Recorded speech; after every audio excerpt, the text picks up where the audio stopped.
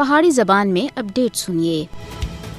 مقبوضہ جموں کشمیر وچ مودی حکومت کی طرف سے کشمیری عوام دی جائیداداں اور املاک کی غیر قانونی ضبطی کا سلسلہ نہ صرف جاری ہے بلکہ اس ظالمانہ کاروائی وچ مزید بڑھدا ہوندا جا رہا ہے۔ کشمیر دے رہنے والوں دی جائیداداں و املاک کی ضبطی کا مقصد مقبوضہ جموں کشمیر وچ بھارت تے غاصبانہ قبضے دے خاتمے دے واسطے شروع کی گئی جدوجہد آزادی دی آواز کو دبانا ہے۔ اس سلسلے وچ مودی حکومت سن مقبوضہ جموں کشمیر وچ عوام دے خلاف اپنے کریک ڈاؤن وچ خطرناک حد تک بادہ کر کے دا ہے۔ جائیداد و املاک کی ضبطی دی تازہ ترین کاروائیاں وچ بھارت سن جماعت اسلامی مقبوضہ جموں کشمیر اور دوے آزادی پسند لوکاں دی کروڑاں روپے مالیت دی جائیداداں ہون تک ضبط کر کے دیاں ہیں۔ مودی حکومت مقبوضہ جموں کشمیر وچ عوام دی جائیداداں کو ضبط کرنے دے واسطے اپنی بدنام زمانہ ایجنسیاں ED NIA اور SIA کو بڑے پیمانے دے اوتے استعمال کر رہی ہے۔ آزادی پسند عوام اور جماعت اسلامی مقبوضہ جموں کشمیر دی تقریباً اور 250 اثاثے بھارتی ایجنسیاں دے نشانے دے ہوتے ہیں جنہاں کو مستقبل وچ ضبط کرنے دا منصوبہ ہے۔ کشمیری عوام دی جائیداداں دے اوتے قبضہ کرنا مودی حکومت کی طرف سے بدترین سیاسی انتقام ہے جس دا عالمی برادری کو نوٹس کرنا چاہیے۔ مقبوضہ جموں کشمیر وچ لوکاں دی جائیداداں دے اوتے قبضے دا مقصد کشمیری عوام کو جدوجہد آزادی وچ انہاں دے نمایاں کردار ادا کرنے دی سزا دینا ہے۔ بھارتی فوجی پرتشدد محاصروں اور تلاشی کاروائیاں دے دوران کشمیری عوام دے گھراں کو مسلسل تباہ اور کدے ایک بہانے تو کدے دوئے بہانے کشمیری عوام کو اپنے ہی وطن وچ بیکار کر رہے ہیں،